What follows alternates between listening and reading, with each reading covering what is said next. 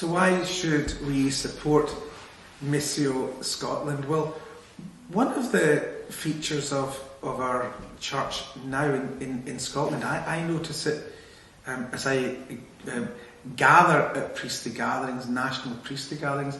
What surprises me now is how many priests that we have, or how many religious that we have, sisters, are now from Africa, or from Asia, or from the global south. It seems to me every time I go to a gathering, there are more priests and religious from the global south than there were before. Those are the fruits of the missionary endeavour of the church in the northern hemisphere over many, many years. When I sit down and speak with those priests or sisters, they'll talk to us about how their parishes, their seminaries, their schools, their little village hospitals were sponsored and funded by funds coming from the people of Scotland through Missio Scotland, and many of them then naturally say, well, if I get a missionary heart,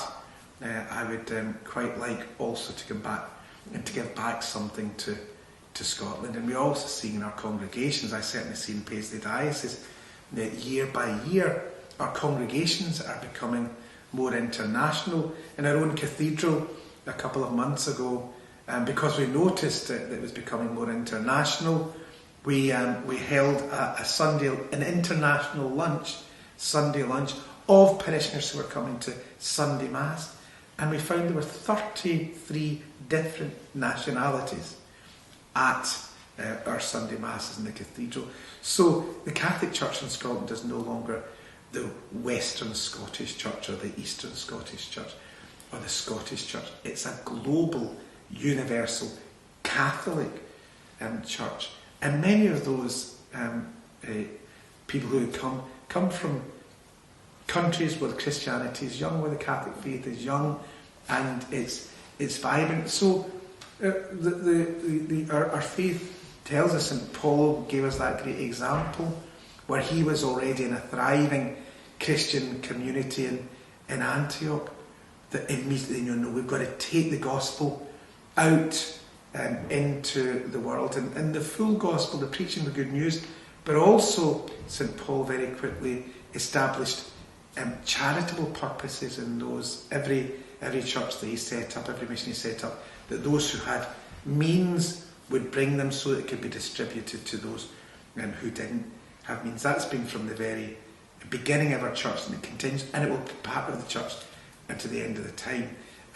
In recent generations, we have been able to give material aid to our brothers and sisters who are building their churches in different parts of the world. Now we're beginning to discover they are coming back to us with spiritual aid and spiritual assistance. So it's a beautiful, Missio Scotland is a beautiful example of the church. We all help each other by giving each other what we have and receiving from each other what we have.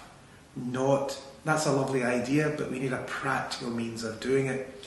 Missio Scotland is our practical means of doing that, and we know that there's opportunities through our second collections, there's opportunities through our websites, there's opportunities through visits to our schools, where that practical system of giving help through Missio Scotland can be the channel by which we live out our missionary Christianity.